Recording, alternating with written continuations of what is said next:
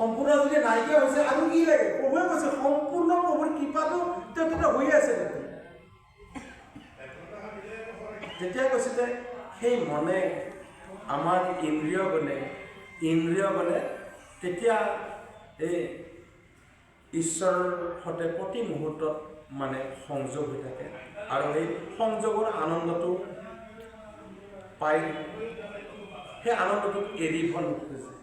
গতিকে সেইকাৰণে প্ৰচেতক মানে জলৰ মাজত কি হয় মানে আৰাধনা কৰিছে, সেই ঈশ্বৰক পাবৰ কাৰণেতো আৰাধনা কৰিছে। আমিও সেই যিকোনো প্ৰকাৰে আমি যে অকণমান সংযম হ'ব যত্ন কৰিছোঁ, যেনে খাদ্য সংযম বা সংযম আদি যিকোনো সংযমটোক যে আমি গ্ৰহণ কৰিছোঁ কিহৰ কাৰণে? যাতে আমি প্ৰভু চৰণত বিলীন হৈ যাব পাৰোঁ, প্ৰভু চৰণত সেইবাবেহে আমি প্ৰত্যেকে অলপ নিয়ম পালন কৰি থকা নাই নেকি? নিয়ম পালন কৰিবও লাগিব বুলি কৈছে। নিয়ম পালন নকৰিলে কেনেকৈ? নিয়ম পালন কৰিব। সেইকাৰণে কৈছে সেই নিয়মখিনি 20টা বাণী প্ৰভুৱে সেইকাৰণে দিছে। গতিকে সেই বাণীখিনি আমি সদায় মনত ৰাখিব লাগে। অমৃতবাণীত যিখিনি লিখিছে সেই অমৃতবাণীৰ কথাখিনি সদায় যদি মনত থাকে তেতিয়াহ'লে নিশ্চয় আমি প্ৰতি ক্ষেত্ৰতে সেইখিনি আমি যদি প্ৰয়োগ কৰোঁ তেতিয়াহ'লে আমাৰ মানে দুৰ্ভাৱনা আহিব লাগে নাথাকে। আৰু প্ৰভুৱে কৈছে যদি দুৰ্ভাৱনা আহে তেতিয়াহ'লে ফলটোতো আমি নিজে কৰিব লাগিব। গতিকে সেইকাৰণে কৈছে মনৰ আৰ্জিত ফল দেহে ভোগ বুলি কৈছে। মনে যিটো পাপ কৰোঁ আমি সেই পাপটো আমি দেহে ভোগ লগা। গতিকে সেইকাৰণে সদায় প্ৰভু ঈশ্বৰৰ নাম জপটো আমাক সকলোকে আমাৰ ৰাখিব দিছে। নামেহে উদ্ধাৰ কথা বুলি কৈছে।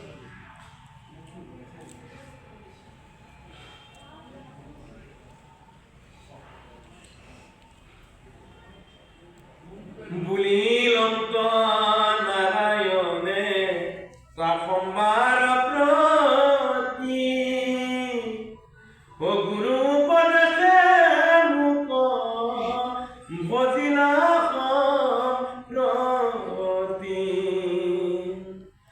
যদ্যপিত তোৰা হব ভৈৰাত সজন সবাৰ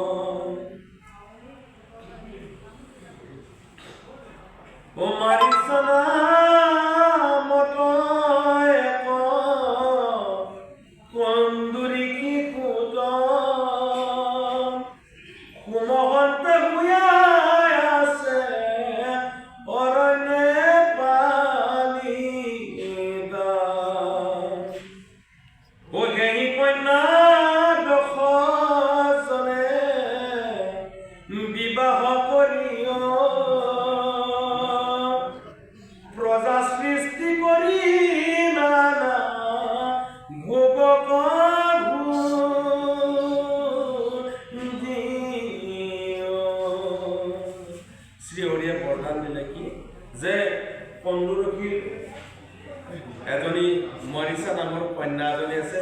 সেই কন্যাক তোমালোকে বিয়া কৰা আৰু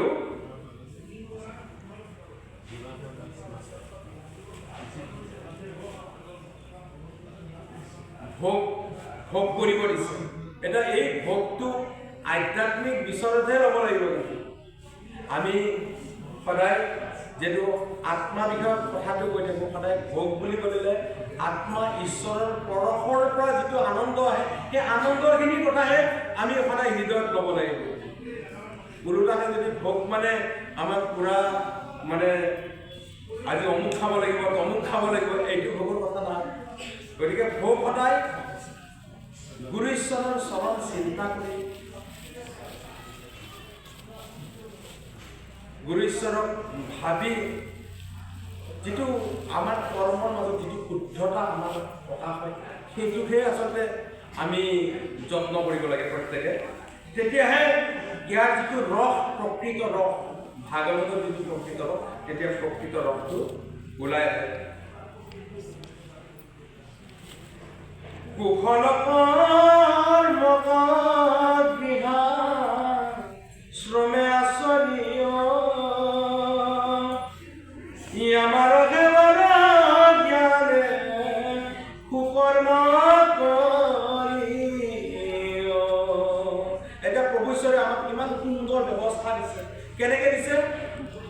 প্ৰভু ঈশ্বৰে কৈছে যে সংহাৰী হোৱা, ল'ৰা ছোৱালী জন্ম দিয়া, তাৰ বাবে তুমি দুখী নহয়, হয়নে নহয়? আৰু আমি প্ৰত্যেক মানুহ সংহাৰীয়ে, সংহাৰ কৰিছোঁ আমি। গতিকে এই সংহাৰত ঈশ্বৰে দিয়া নীতিৰ মাজত থাকি নীতিগত কৰ্ম কৰি আমি ঈশ্বৰ ভজনাটো আমি প্ৰতি মুহূৰ্তত ৰাখিব লাগে বুলি কৈছে। কেৱল আমি কেতিয়াবা ইয়াৰ পৰা বিচলিত হওঁ যে আমি ইয়াৰ মাত্ৰাটো আমি বিচাৰি নাপাওঁ। কেতিয়াবা ভোগ কৰিলে আমাৰ ভোগৰ ইমান বেছি হৈ যায় যে সেই ভোগৰ পৰা আমি পৰিত্ৰাণ নাপাওঁ। গতিকে সেইকাৰণে কৈছে, সেইকাৰণে যে সৎগুৰুৰ চৰণত আশ্ৰয় ল'ব দিছে। সৎগুৰুৱে হৃদয়ৰ গুৰু। গতিকে আমি কিমান ভোগ কৰিব লাগিব, কেনেকৈ ভোগ কৰিব লাগিব, ইয়াৰ প্ৰতিটো বস্তু প্ৰভু ঈশ্বৰে একেবাৰে কৃষ্ণগুৰু তত্ত্বসাৰ বুলি লিখি দিছে। সংসাৰ ধৰ্ম কেনেকৈ পালন কৰিব লাগে ধুনীয়াকৈ লিখি দিছে। গতিকে সেইখিনি কৰ্ম কৰিলে আমাৰ অপৰাধ নহয় বুলি কৈছে। আৰু যদি সেইখিনি আমি মনত নাৰাখি যদি আমি কৰ্মবিলাক কৰোঁ, তেতিয়াহ'লে কি হয়, আমাৰ কিছুমান পাপ বা দোষে চুব পাৰে। গতিকে ঈশ্বৰে কৈছে, সেইকাৰণে কৈছে আমি প্ৰতি মুহূৰ্ততে প্ৰভু ঈশ্বৰৰ স্মৰণ লগত ৰাখিব লাগে। আৰু প্ৰভু ঈশ্বৰে যিখিনি বাণী দিছে সেইখিনি বাণী আমি লগত ৰাখি তাক পালন কৰিবলৈ যত্ন কৰিব লাগে। আৰু সেইকাৰণে কৈছে যে তুমি গৃহাশ্ৰম কৰা, গৃহাশ্ৰম কৰিবই লাগিব। গতিকে গৃহাশ্ৰম কৰিলেহে, আজি চাওকচোন, আজি আমাৰ 2 কোটি ভকত কেনেকুৱা একদম বগা পদুমৰ নিচিনা জিলিকি থকা নাই নেকি? হয় না? সিদিনা খানাপাৰাত যুৱ সমাজৰ অধিৱেশনত ইমান ভকতে একেলগে প্ৰভু ঈশ্বৰৰ লগত যেতিয়া আছিলে, গোটেই যেন এটা পুখুৰীত বগা পদুম ফুলিছে এনেকুৱা লগা নাছিলে, হয়নে নহয়? তাৰমানে বগা 2 প্ৰকাৰে বগা। এক প্ৰকাৰ বস্ত্ৰই মানে দেখাত পুৰা বগা হৈ আছে, কিন্তু সেই শুদ্ধতাটো, সেই বগাটো আকৌ ভিতৰতো আছে যে, হয়নে নহয়? আচল কথা হ'ল ভিতৰৰ শুদ্ধতাটোহে কিন্তু আচল কথা। গতিকে আমাক সেইকাৰণে প্ৰভু ঈশ্বৰে কৈছে, আমাক মনৰ ফালৰ পৰাহে তাৰমানে সদায় শুদ্ধ ভাৱটো পোষণ কৰিব দিছে। তেতিয়া আমাৰ প্ৰতি মুহূৰ্তত প্ৰভু ঈশ্বৰৰ লগত সংযোগ ঘটিয়ে থাকিব বুলি দিছে। গতিকে আমি সকলোৱে এই ক্ষেত্ৰত যত্ন কৰিবই লাগিব।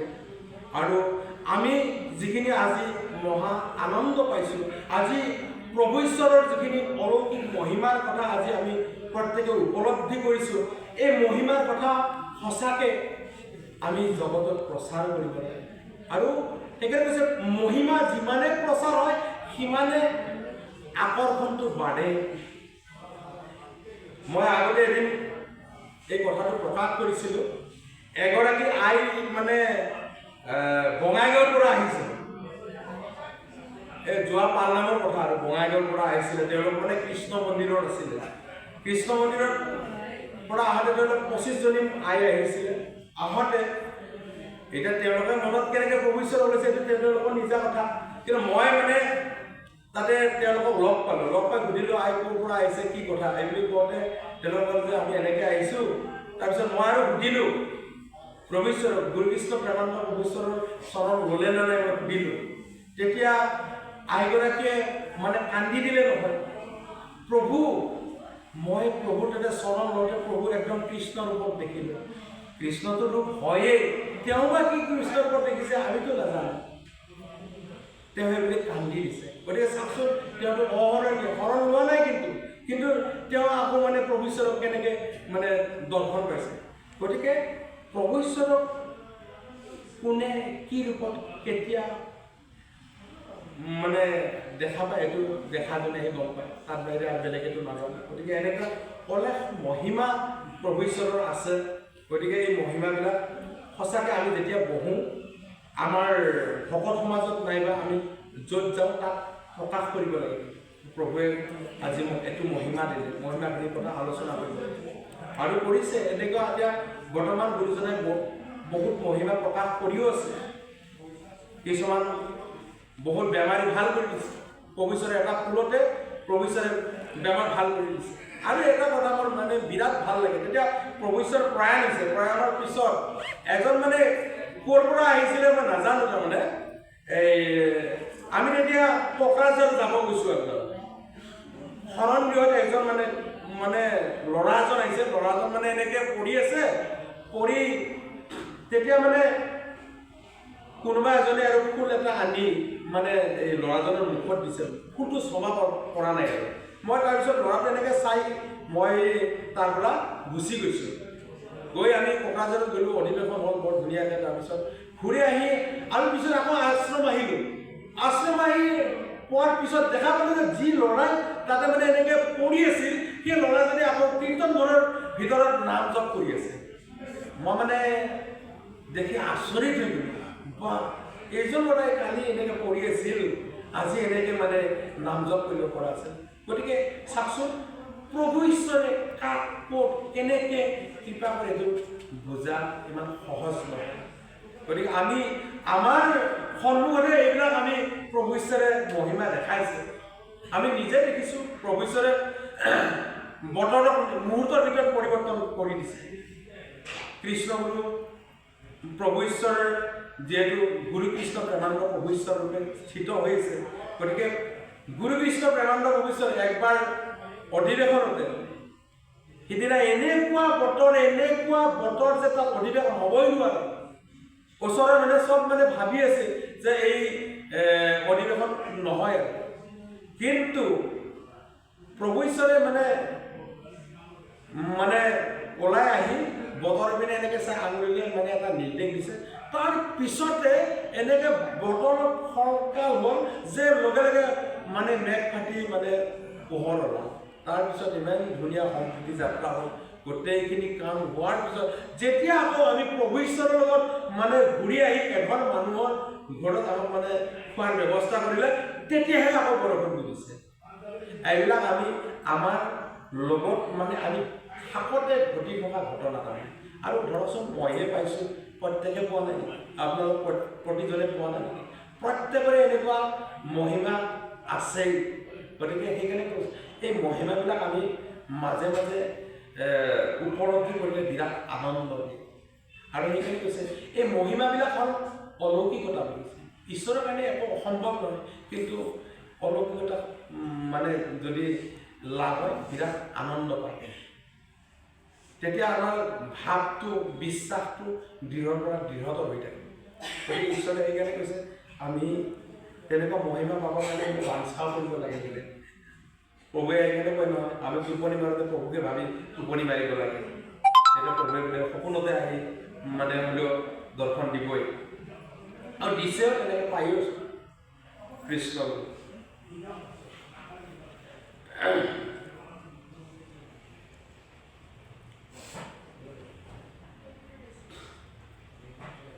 কামাদি যতে কমল তেবে হৈ প্ৰসন্ন, ঐ অনন্তৰে কিবা বৈকুণ্ঠ মন, ঐ এহি বুলি নাৰায়ণ মই নহয়াৰ প্ৰচেত খবৰে নানা স্তুতিয়াৰ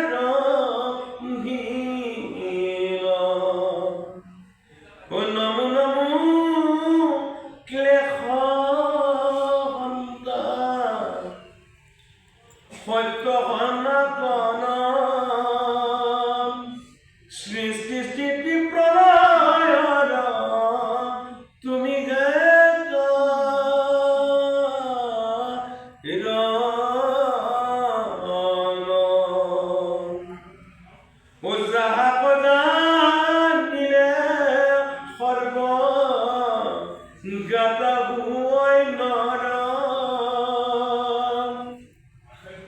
নমো কৃষ্ণ বাসুদেৱ শৰণ মাৰ,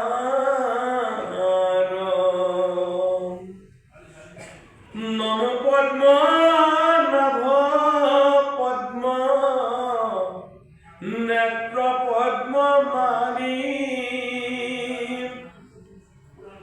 সর্বকর্ম সাক্ষী অন্তর জমিব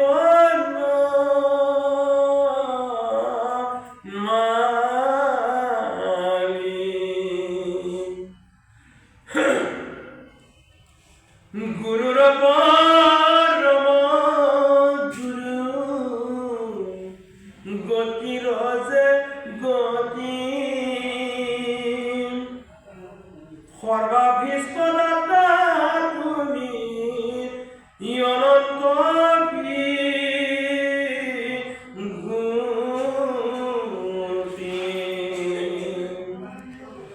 তজুদরখনে সর্ব ধর্ম কি জয়খনে ইয়ামাবৰ প্ৰাৰ্থী বাক নাই কয়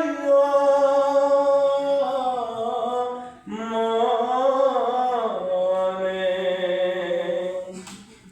ঐ একবৰ মাগ প্ৰভু তোমাৰ চৰণে নিজ কর্ম দোষে যদি জন্ম ত্রিভুবনে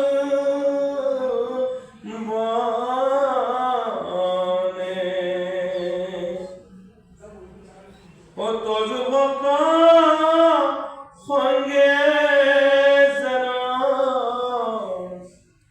লৌ তজু নাম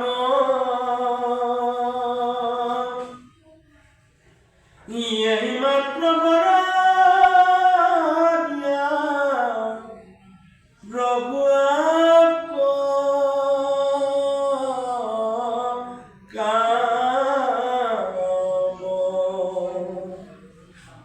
ও দেবত তীর্থত করি ভক্ত শ্রেষ্ঠ হই ও যাকবজি মনুষ্যৰ গোচে ভৱ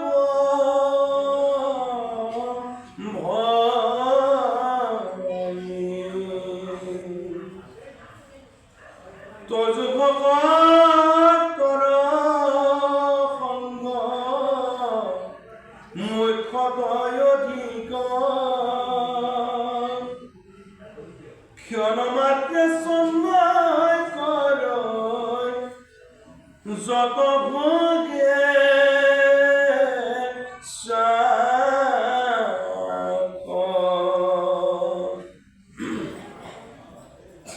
অনিৰপেক্ষ সাধু মুখে শ্ৰৱে কৃষ্ণ কথা সাধু সেৱা বিনে জন্ম হৈ বৃথা আৰু ভক্তি ভাৱে কৰিলা বন্দন ও তথাস্তু বুলিয়া কৃষ্ণ ভৈলয়ন্ত ধ্যান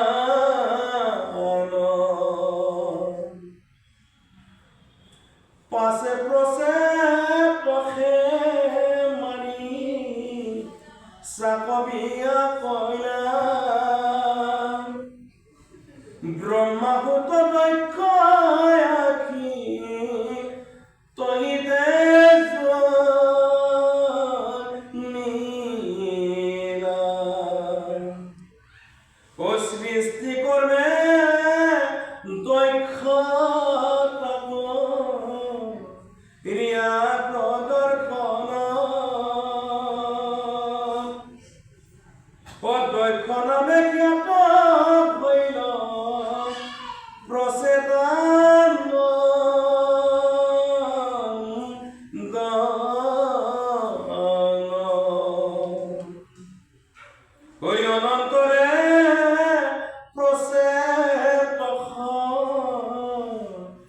গলে বুঞ্জি ভোগ কৰ্মৰব বন্ধন কৰ্মৰ ভয়ন্ত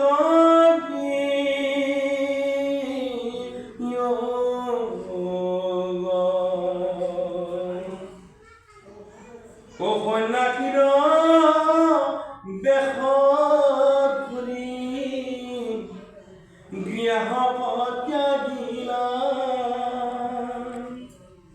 মহাযত্নে আত্মা তত্ত্ব জ্ঞান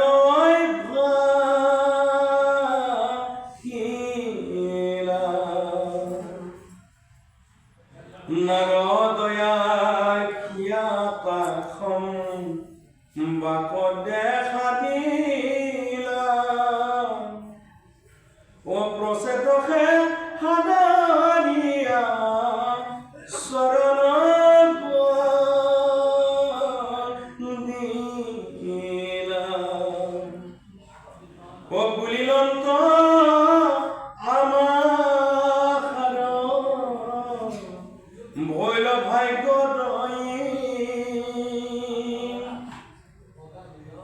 দেৱৰ দুৰ্লভ তুমি আইনাই খাই ও গৃহ কোপে বন্দী শুয়া বিমস্মৃল কৰি দিও তত্ত্বই উপদেশ প্ৰভু কৃপা কৰি ভৱ সমুদ্ৰ ফতৰু কৰায়ো দীপন অজিমতে হুৱা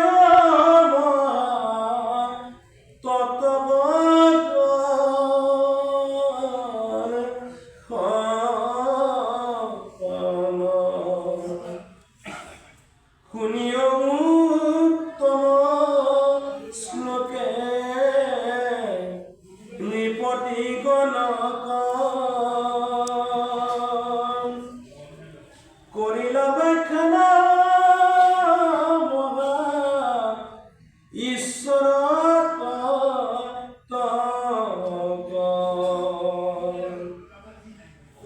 শুনিও নৃপতি গণ ইটো গব্য কথা কৰি সেৱা বিনে মনু সৰব কৃষ্ণ হৰি সেৱা বিনে মনু সৰ আয়ু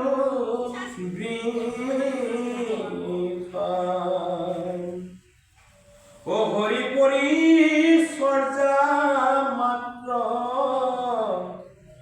ভুয় কুকৰ্ম হৰিযুক্ত বাক্য মন মানিবা ধৰ্ম যিটো জনে ভক্তি বলে হৰি নলভই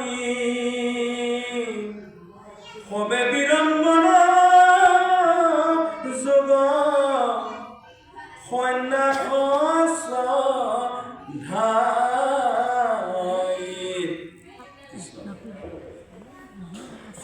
ও ভৱ মধ্যে আছে যত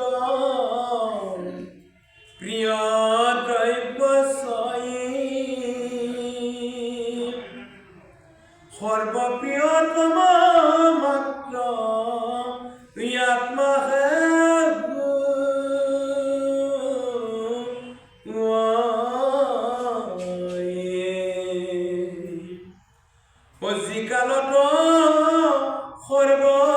নাশ হুৱে উপগত সৰ্বস্ব ত্যাগী জীৱে ৰাখে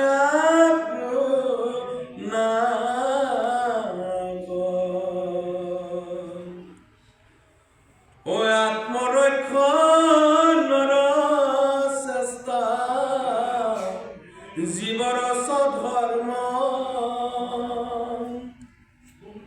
যিহেতু আত্মাহে প্ৰিয় তম কৈলো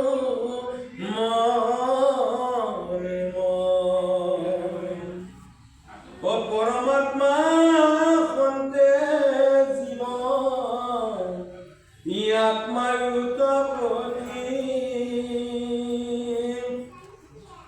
পৰমাত্মা জ্ঞাত বিধি কহিব সম্প্ৰতি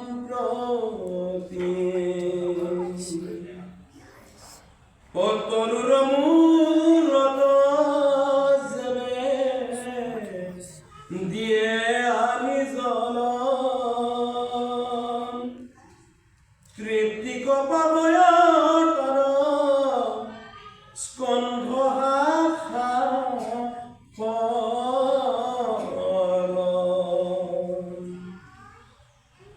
প্ৰাণৰ ভজনে তৃপ্তি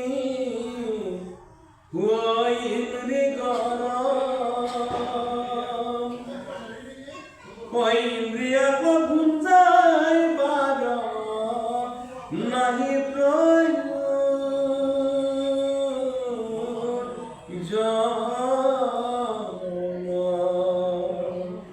কেহি মতে জিত জনে কৃষ্ণক ভজই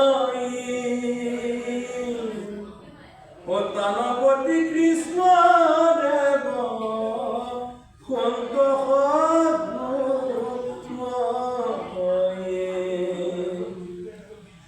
হেন জানি একান্ত ৰণে ভজা কৰি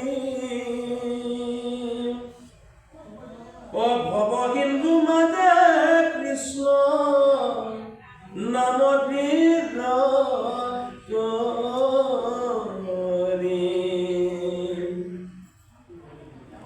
অমৰ বৃক্ষ পৰ মায়ু অকাৰণ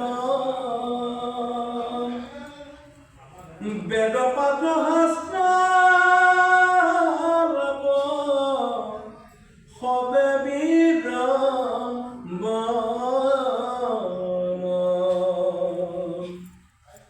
প্ৰখৰ বুদ্ধিত নিহি জয় কোনো কাম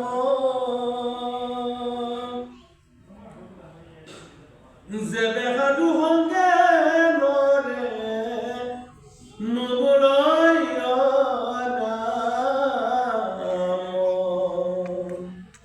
হেন জানি নৃপগণ হুয়া বিৰমতি বেবিচাৰহীন হুয়া ভজা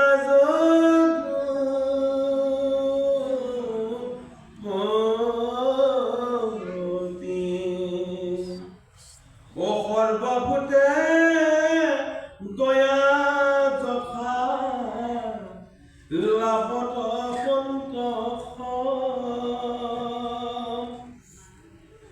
ইন্দ্ৰিয়ক নিয়মীয়া ভজাই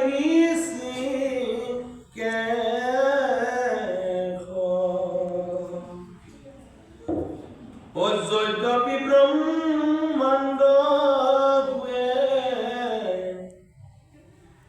অধীন কৃষ্ণৰ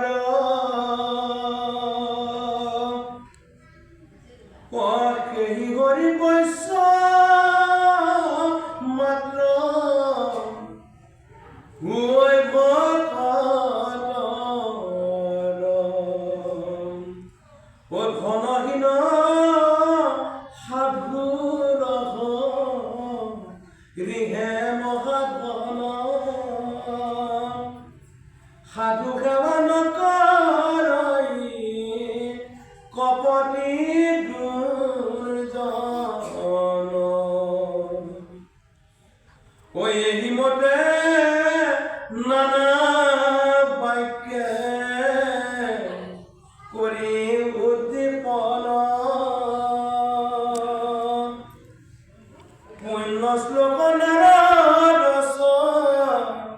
লীলা অন্য স্থান ও প্ৰচেত গণে শুনি হৰি যশ বিধি হৃদয় কমলে ঢিলা ভক্তি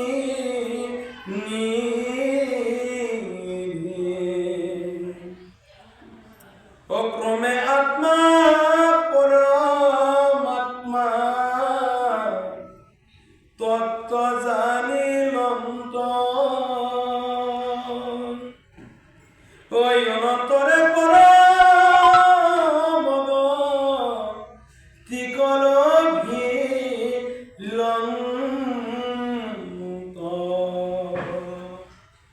বলন্তময় ত্রেবগুণা বিদুর সম্প্রতি অদশ প্ৰচেত কথা ভয়লা সমাপতি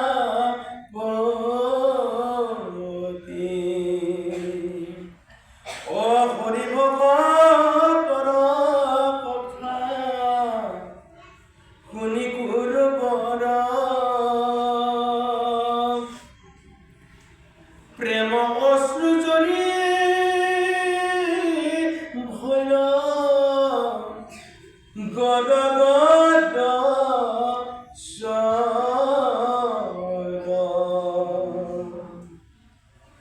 মস্তকে ধাৰণ কৰিলা মুনিৰ চৰণ হৃদয়ে ধাৰণ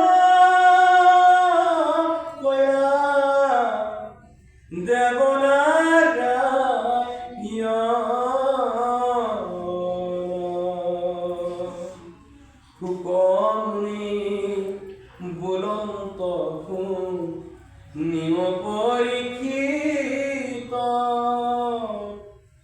অধুব বন্ধন কৰে কৈব কথা প্ৰিয়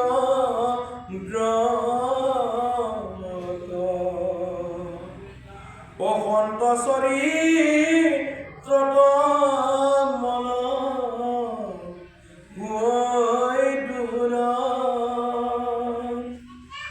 কালমায়া কলি দৰ্প ছয়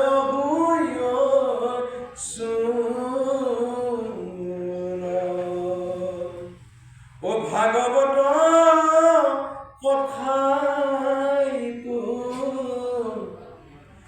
অমৃত পৰাই যাক অভ্যাসীয়া